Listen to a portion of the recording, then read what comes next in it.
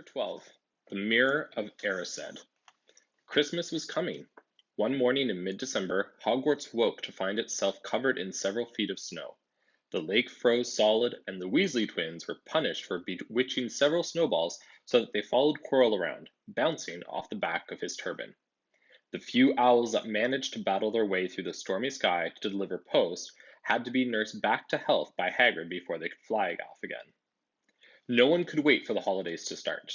While the Gryffindor common room and the Great Hall had roaring fires, the drafty corridors had become icy, and a bitter wind rattled the windows in the classrooms. Worst of all were Professor Snape's classes down in the dungeons, where their breath rose in a mist before them and they kept as close as possible to their hot cauldrons. "I do feel so sorry," said Draco Malfoy, one potions class, "for all those people who have to stay at Hogwarts for Christmas because they're not wanted at home." He was looking over at Harry as he spoke. Crabbe and Goyle chuckled. Harry, who was measuring out powdered spine of lionfish, ignored them. Malfoy had been even more unpleasant than usual since the Quidditch match. Disgusted that Slytherin had lost, he had tried to get everyone laughing at how a wide-mouthed tree frog would be replacing Harry as Seeker next. Then he'd realized that nobody found this funny because they were all so impressed at the way Harry had managed to stay on his bucking broomstick. So Malfoy, jealous and angry, had gone back to taunting Harry about having no proper family. It was true that Harry wasn't going back to Privet Drive for Christmas. Professor McGonagall had come round the week before, making a list of students who would be staying for the holidays, and Harry had signed up at once. He didn't feel sorry for himself at all. This would probably be the best Christmas he'd ever had. Ron and his brothers were staying too, because Mr. and Mrs. Weasley were going to Romania to visit Charlie. So you might think it's odd that students would be staying at school over holidays, over Christmas holidays, but this is a boarding school. You go and you stay there. And oftentimes in boarding schools, you have the option of returning home during the holidays or staying at the school over the holidays. And so Harry, because we remember he lives with the Dursleys, who he's not a fan of and they're not a fan of him, doesn't seem too broken up over the fact that he has to stay over the holidays. When they left the dungeons at the end of potions, they found a large fir tree blocking the corridor ahead. Two enormous feet sticking out at the bottom, and a loud puffing sound told them that Hagrid was behind it. "Hi, Hagrid. Want any help?" Ron asked, sticking his head through the branches. "Nah, I'm all right. Thanks, Ron." "Would you mind moving out of the way?" came Malfoy's cold drawl from behind them. "Are you trying to earn some extra money, Weasley? Hoping to be gamekeeper yourself when you leave Hogwarts, I suppose. That hut of Hagrid's must seem like a palace compared to what your family's used to." Ron dived at Malfoy just as Snape came up the stairs. "Weasley!" Ron let go of the front of Malfoy's robes. "He was provoked, Professor Snape," said Hagrid, sticking his huge hairy face out from behind the tree. "Malfoy was insulting his family." "Be that as it may, fighting is against Hogwarts rules, Hagrid," said Snape silkily. 5 points from Gryffindor, Weasley, and be grateful it isn't more. Move along, all of you." Malfoy, Crabbe, and Goyle pushed roughly past the tree, scattering needles everywhere and smirking. "I'll get him," said Ron, grinding his teeth at Malfoy's back. "One of these days, I'll get him." "I hate them both," said Harry, "Malfoy and Snape." "Come on, cheer up. It's nearly Christmas," said Hagrid. "Tell you what, come with me and see the Great Hall. Looks a treat." So Harry, Ron, and Hermione followed Hagrid and his tree off to the Great Hall, where Professor McGonagall and Professor Flitwick were busy with the Christmas decorations. "Ah, Hagrid, the last tree. Put it in the far corner, would you?" The hall looked spectacular. Festoons of holly and mistletoe hung all around the walls, and no fewer than 12 towering Christmas trees stood round the room, some sparkling with tiny icicles, some glittering with hundreds of candles. "How many days have you got left until your holidays?" Hagrid asked. "Just one," said Hermione. "And that reminds me, Harry, Ron, we've got half an hour before lunch. We should be in the library." "Oh yeah, you're right," said Ron, tearing his eyes away from Professor Flitwick, who had golden bubbles blossoming out of his wand and was trailing them over the branches of the new tree. "The library," said Hagrid, following them out of the hall. "Just before the holidays? Bit keen, aren't you?" "Oh, we're not working," said Harry. Harry told him brightly. "Ever since you mentioned Nicholas Flamel, we've been trying to find out who he is." "You what?" Hagrid looked shocked. Listen here, I've told you, drop it. It's nothing to do with you what that dog's garden. We just want to know who Nicholas Flamel is, that's all, said Hermione. Unless you'd like to tell us and save us the trouble, Harry added. We've been through 100 books already, and we can't find him anywhere. Just give us a hint. I know I've read his name somewhere. I'm saying nothing, said Hagrid flatly. Just have to find out for ourselves then, said Ron, and they left Hagrid looking disgruntled and hurried off to the library. They had indeed been searching books for Flamel's name ever since Hagrid had let it slip, because how else were they going to find out what Snape was trying to steal? The trouble was, it was very hard to know where to begin, not knowing what Flamel might have done to get himself into a book. He wasn't in Great Wizards of the 20th Century, or Notable Magical Names of Our Time. He was missing, too, from important modern magical discoveries and a study of recent developments in wizardry. And then, of course, there was the sheer size of the library. Tens of thousands of books, thousands of shelves, hundreds of narrow rows. Hermione took a list of subjects and titles she had decided to search, while Ron strolled off down a row of books and started pulling them off the shelves at random. Harry wandered over to the restricted section. He had been wondering for a while if Flamel wasn't somewhere in there. Unfortunately, you needed a specially signed note from one of the teachers to look in any of the restricted books, and he knew he'd never get one. These were the books containing powerful dark magic never taught at Hogwarts, and only read by older students studying advanced defense against the dark arts. What are you looking for, boy? Nothing, said Harry. Madame Pince, the librarian, brandished a feather duster at him. You'd better get out then. Go on, out! Wishing he'd been a bit quicker at thinking up some story, Harry left the library. He, Ron, and Hermione had already agreed they'd better not ask Madame Pince where they could find Flamel. They were sure she'd be able to tell them, but they couldn't risk Snape hearing what they were up to. Harry waited outside in the corridor to see if the other two had found anything, but he wasn't very hopeful. They had been looking for a fortnight, after all, but as they had only had odd moments between lessons, it wasn't surprising they'd found nothing. A fortnight is 2 weeks. What they really needed was a nice long search without Madame Pince breathing down their necks. 5 minutes later, Ron and Hermione joined him, shaking their heads. They went off to lunch. You will keep looking while I'm away, won't you? Said Hermione, and send me an owl if you find anything? And you could ask your parents if they know who Flamel is, said Ron. It'd be safe to ask them. Very safe, as they're both dentists, said Hermione. Once the holidays had started, Ron and Harry were having too good a time to think about Flamel. They had the dormitory to themselves, and the common room was far emptier than usual, so they were able to get the good armchairs by the fire.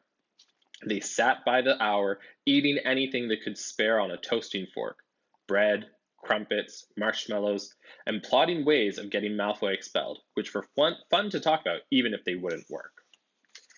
Ron also started teaching Harry wizard chess. This was exactly like Muggle chess, except that the figures were alive, which made it a lot like directing troops in battle. Ron's set was very old and battered.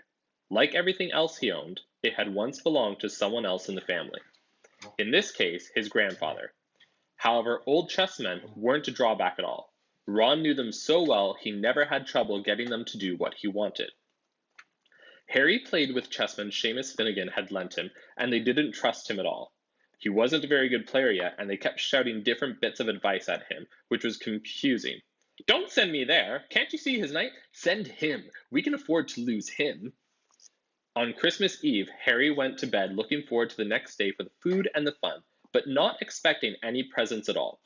When he woke early next morning, however, the first thing he saw was a small pile of packages at the foot of his bed.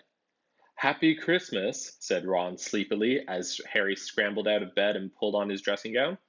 You too, said Harry. Will you look at this? I've got presents! What did you expect? Turnips? Said Ron, turning to his own pile, which was a lot bigger than Harry's. Harry picked up the top parcel. It was wrapped in thick brown paper, and scrawled across it was "To Harry, from Hagrid." Inside was a roughly cut wooden flute. Harry had obviously whittled it himself. Harry blew it. It sounded a bit like an owl. A second, very small parcel contained a note.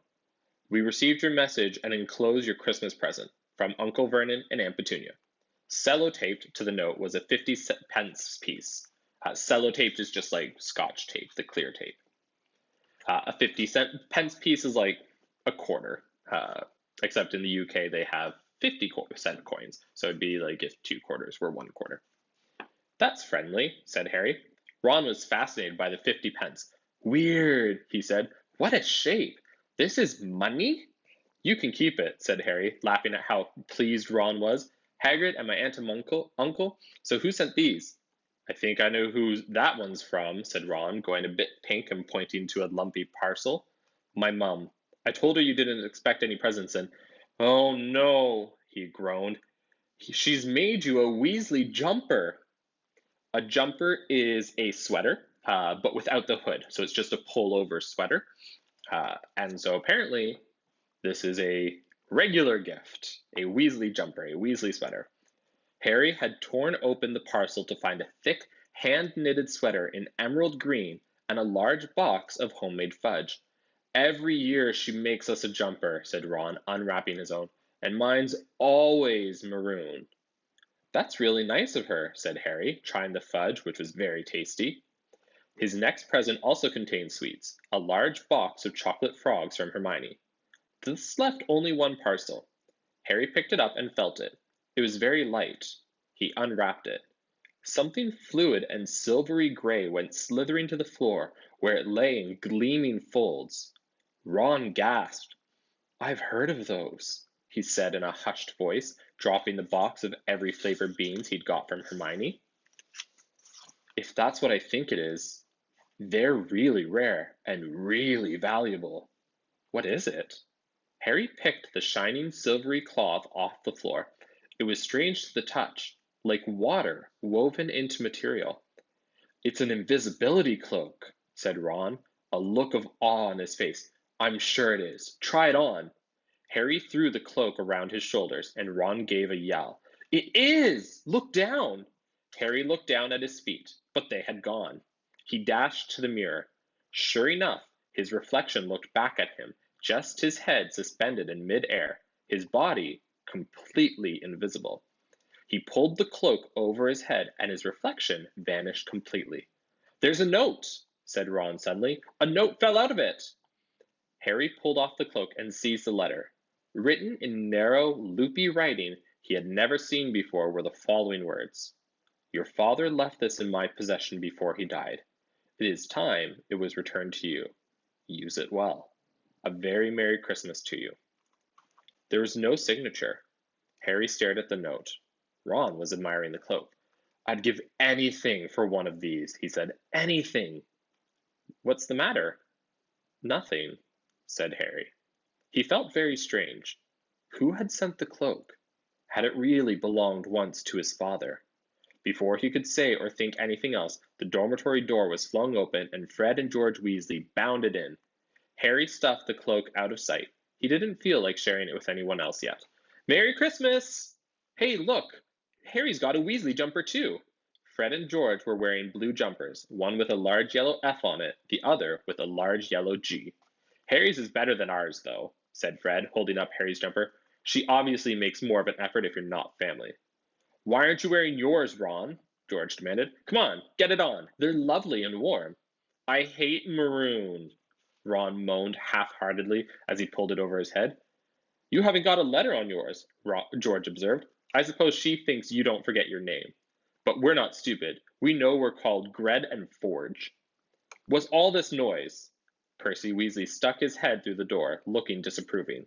He had clearly come halfway through unwrapping his presents as he, too, carried a large, lumpy jumper over his arm, which Fred seized. P for prefect! Get it on, Percy. Come on, we're all wearing ours. Even Harry got one. I don't want, said Percy thickly as the twins forced the jumper over his head, knocking his glasses askew. And you're not sitting with the prefects today either, said George. Christmas is a time for family. They frog-marched Percy from the room, his arms pinned to his side by his jumper. Harry had never in all his life, had such a Christmas dinner. 100 fat roast turkeys, mountains of roast and boiled potatoes, platters of fat chipolatas, turns of buttered green peas, silver boats of thick, rich gravy and cranberry sauce, and stacks of wizard crackers every few feet along the table.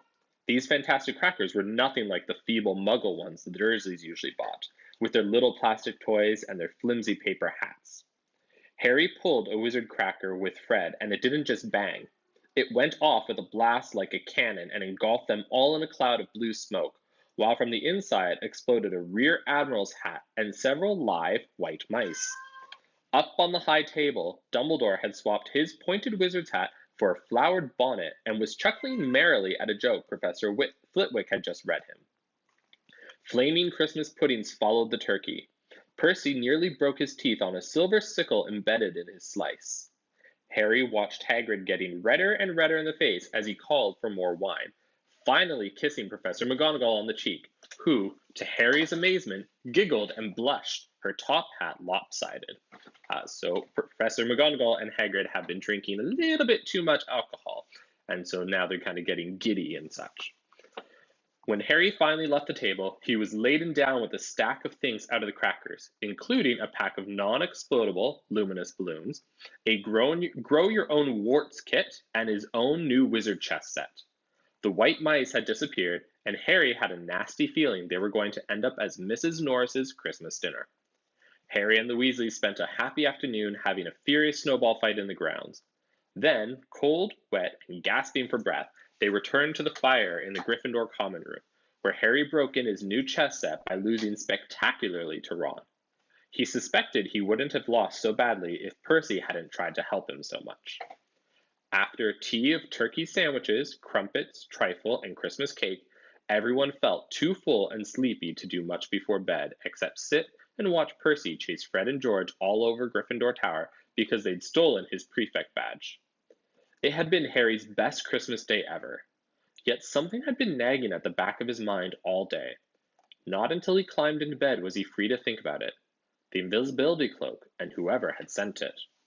Ron, full of turkey and cake and with nothing mysterious to bother him, fell asleep almost as soon as he'd drawn the curtains of his four-poster. Harry leant over the side of his own bed and pulled the cloak out from under it.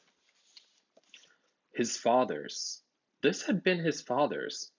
He let the material flow over his hands, smoother than silk, light as air. Use it well, the note had said. He had to try it. Now. He slipped out of bed and wrapped the cloak around himself. Looking down at his legs, he saw only moonlight and shadows. It was a very funny feeling. Use it well. Suddenly, Harry felt wide awake. The whole of Hogwarts was open to him in this cloak. Excitement flooded through him as he stood there in the dark and silence. He could go anywhere in this, anywhere, and Filch would never know. Ron grunted in his sleep. Should Harry wake him? Something held him back. His father's cloak. He felt that this time, the first time, he wanted to use it alone. He crept out of the dormitory, down the stairs, across the common room, and climbed through the portrait hole. Who's there? Squawked the fat lady. Harry said nothing. He walked quickly down the corridor. Where should he go? He stopped, his heart racing in thought, and then it came to him. The restricted section in the library. He'd be able to read as long as he liked, as long as it took to find out who Flamel was. He set off, drawing the invisibility cloak tight around him as he walked. The library was pitch black and very eerie. Harry lit a lamp to see his way along the rows of books. The lamp looked as if it was floating along in midair. And even though Harry could feel his arms supporting it, the sight gave him the creeps. The restricted section was right at the back of the library. Stepping carefully over the rope which separated these books from the rest of the library, he held up his lamp to read the titles. They didn't tell him much. Their peeling, faded gold letters spelled words in languages Harry couldn't understand. Some had no titles at all. One book had a dark stain on it that looked horribly like blood. The hairs on the back of Harry's neck prickled. Maybe he was imagining it, maybe not, but he thought a faint whispering was coming from the books, as though they knew someone was there who shouldn't be. He had to start somewhere. Setting the lamp down carefully on the floor, he looked along the bottom shelf for an interesting-looking book. A large black and silver volume caught his eye. He pulled it out with difficulty because it was very heavy, and balancing it on his knee, let it fall open. A piercing, blood-curdling shriek split the silence. The book was screaming!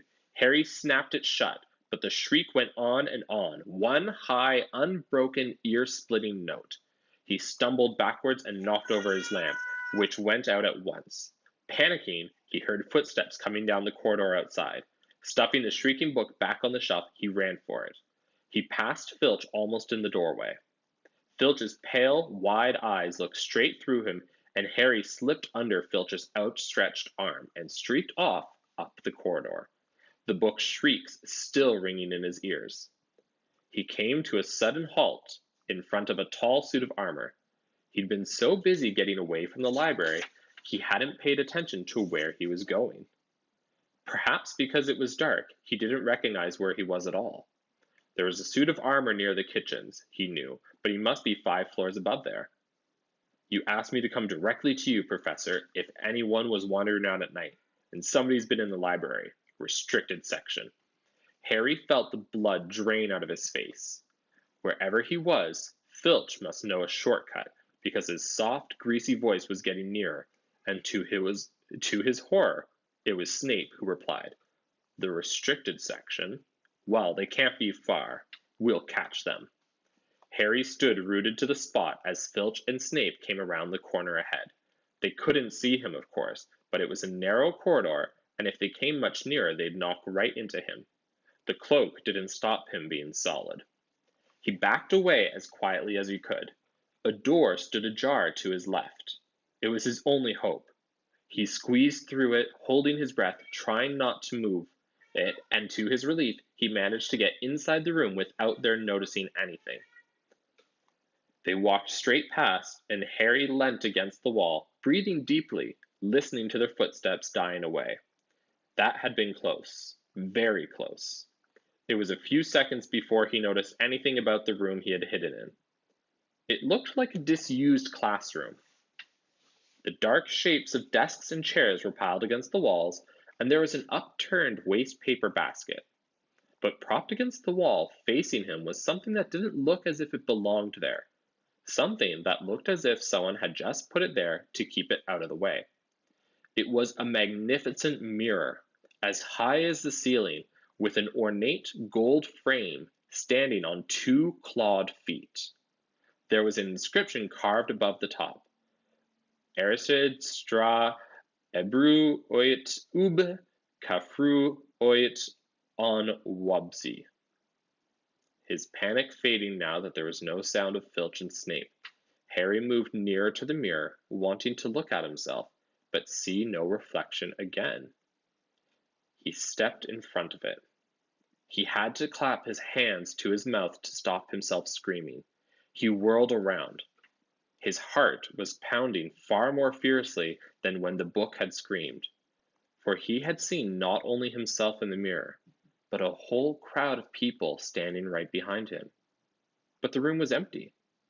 Breathing very fast, he turned slowly back to the mirror. There he was, reflected in it, white and scared looking, and there, reflected behind him, were at least 10 others. Harry looked over his shoulder, but still no one was there. Or were they all invisible too?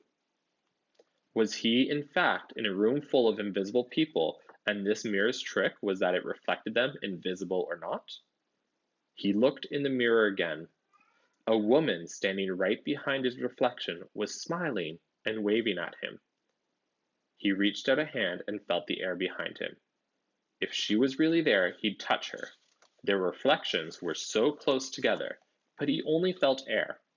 She and the others existed only in the mirror. She was a very pretty woman. She had dark red hair and her eyes. Her eyes are just like mine, Harry thought, edging a little closer to the glass. Bright green, exactly the same shape. But then he noticed that she was crying, smiling, but crying at the same time. The tall, thin, black-haired man standing next to her put his arm around her. He wore glasses, and his hair was very untidy. It stuck up at the back, just like Harry's did. Harry was so close to the mirror now that his nose was nearly touching that of his reflection. "Mum?" he whispered. "Dad?" They just looked at him, smiling. And slowly, Harry looked into the faces of the other people in the mirror and saw other pairs of green eyes just like his, other noses like his, even a little old man who looked as though he had Harry's knobbly knees. Harry was looking at his family for the first time in his life. The Potter smiled and waved at Harry, and he stared hungrily back at them. His hands pressed flat against the glass as though he was hoping to fall right through it and reach them. He had a powerful kind of ache inside him, half joy, half terrible sadness. How long he stood there, he didn't know. The reflections did not fade, and he looked and looked until a distant noise brought him back to his senses. He couldn't stay here. He had to find his way back to bed. He tore his eyes away from his mother's face, whispered, "I'll come back," and hurried from the room. So we're not done the chapter yet. There's still a couple more pages, but a lot has happened in this chapter so far. And I found that this chapter particularly has been confusing for some students when they've read it. So we start the chapter with understanding what the time is of the year, and the time is Christmas. We start mid-December. So there's snow on the ground, the castle is being decorated, lots of cheer, lots of joy. And we learn that Harry and Ron are both going to stay at Hogwarts over the Christmas holidays. Fantastic. Then we also find out that Harry, Ron, and Hermione have been spending their time looking for this so-called Nicholas Flamel to see who he is and why he's famous. Why does Dumbledore know him? Hagrid is mad about that, but the three go off and continue searching, and Harry wants to look in the restricted section, which students are not allowed to do. On Christmas Day, they open their presents. Harry is surprised that he has gifts, and one of the ones that's really made significant is this cloak of invisibility. So remember, a cloak is that which goes around you and you can put the hood up. And this one makes you invisible. And so they go through the day, have a lovely Christmas day, lovely Christmas meal, and when they go back to bed, or when they go to bed at night, Harry starts to think about it and realizes, hey, I can search the entire castle. I can go anywhere I want.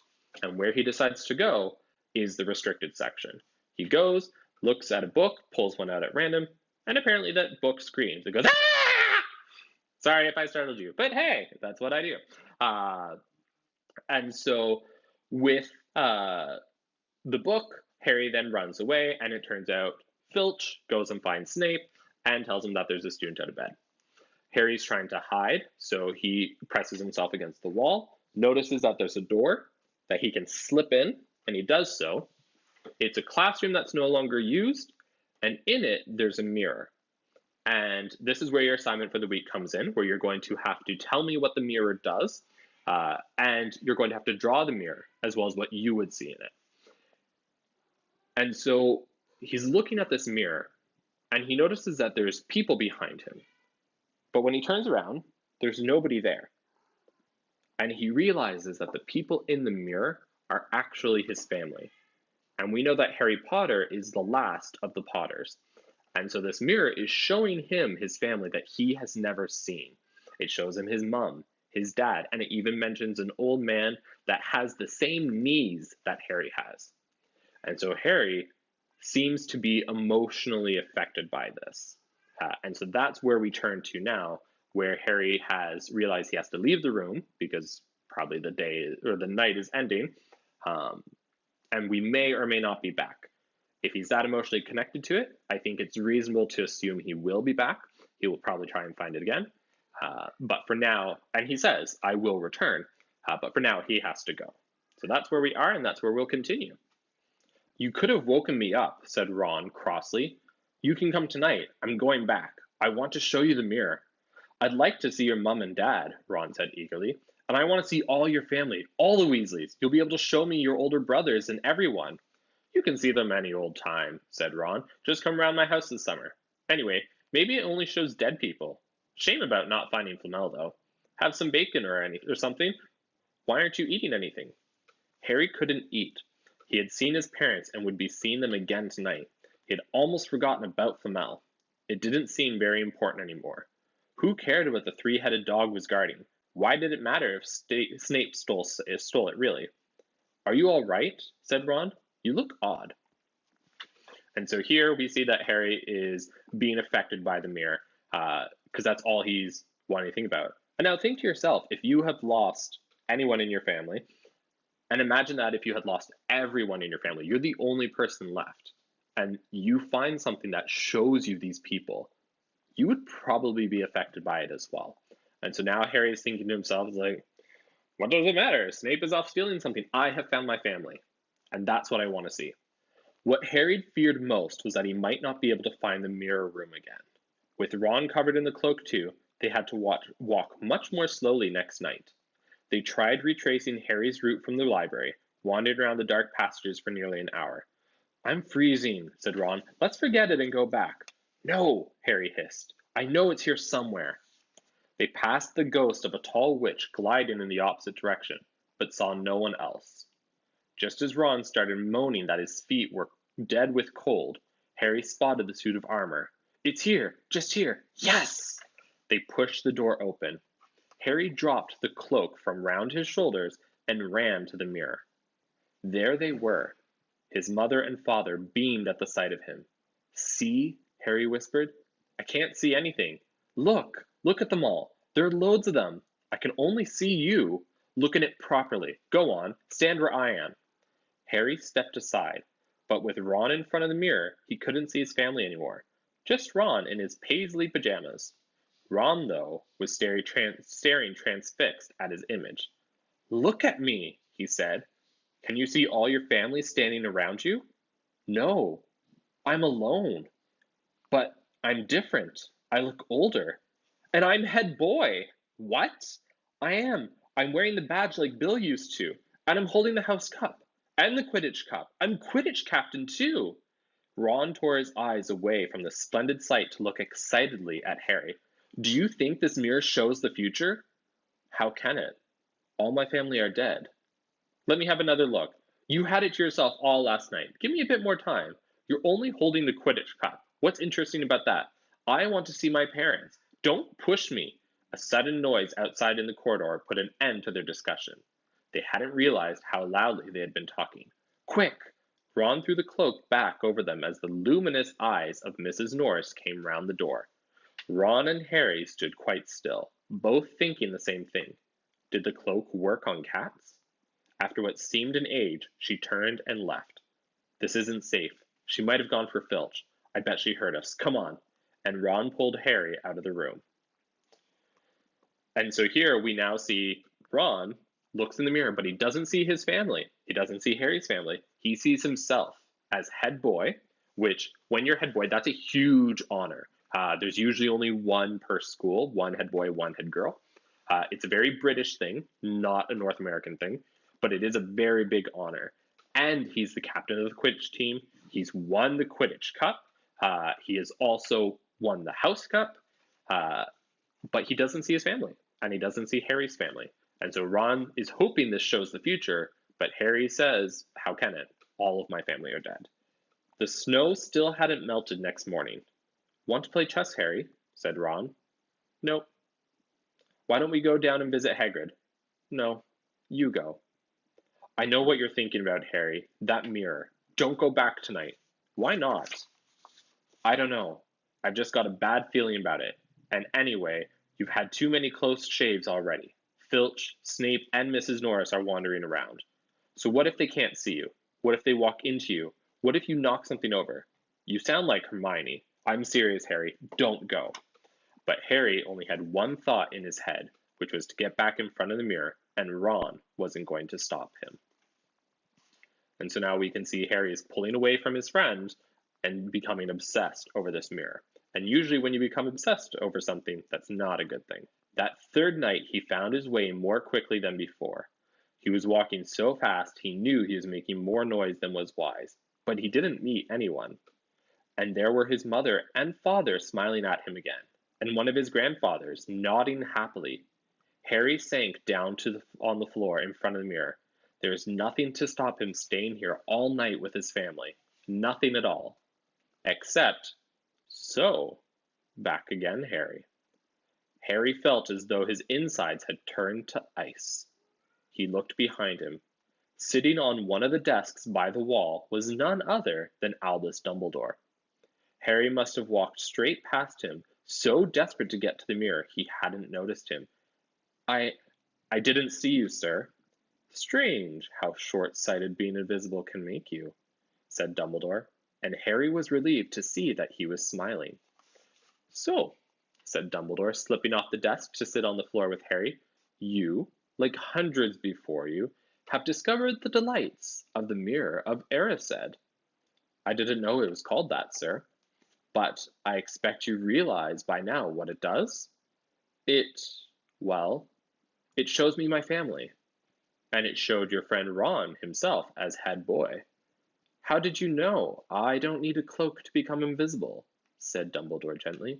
Now, can you think what the Mirror of Erised shows us all? Harry shook his head. Let me explain. The happiest man on earth would be able to use the Mirror of Erised like a normal mirror. That is, he would look into it and see himself exactly as he is. Does that help? Harry thought. Then he said slowly, it shows us what we want, whatever we want. Yes and no, said Dumbledore quietly. It shows us nothing more or less than the deepest, most desperate desire of our hearts. You, who have never known your family, see them standing around you. Ronald Weasley, who has always been overshadowed by his brothers, sees himself standing alone, the best of all of them. However, this mirror will give us neither knowledge or truth. Men have wasted away before it, entranced by what they have seen or been driven mad, not knowing if what it shows is real or even possible. The mirror will be moved to a new home tomorrow, Harry, and I ask you not to go looking for it again. If you ever do run across it, you will now be prepared. It does not do to dwell on dreams and forget to live. Remember that. Now, why don't you put that admirable cloak back on and get off to bed? Harry stood up. Sir, Professor Dumbledore, can I ask you something? Obviously, you just done so, Dumbledore smiled. You may ask me one more thing, however. What do you see when you look in the mirror? I see myself holding a pair of thick woolen socks. Harry stared. One can never have enough socks, said Dumbledore. Another Christmas has come and gone, and I didn't get a single pair. People will insist on giving me books. It was only when he was back in bed that it struck Harry that Dumbledore might not have been quite truthful. But then, he thought, as he shoved Scabbers off his pillow, it had been quite a personal question. And that ends chapter 12. So, hopefully you know what the mirror does. It is in the book. And here's a tip. Mirror of Erised. Erised spelt backwards is desire. So it's called Mirror of Desire. That might help you understand what the mirror does. We finished the chapter with Harry going back for a third night in a row. So he is obsessing over this mirror. All he thinks about, all he wants to do is go and sit in front of this mirror. And turns out Dumbledore is there. Turns out Dumbledore has been there all along. And so Dumbledore and Harry have a conversation about what the mirror actually does, and Dumbledore gives him some advice. The mirror is going to be moved, and don't go looking for it. He says it doesn't do to dwell on the mirror because it doesn't give us knowledge or truth. But he does give him a warning, and remember, what J.K. Rowling puts at the end of chapters is usually important, and this is right at the end of that chapter. He says to Harry, if he ever does come across the mirror again, he will know how to use it. And if we look at previous chapters, usually the end of the chapter has something to do with the overall mystery.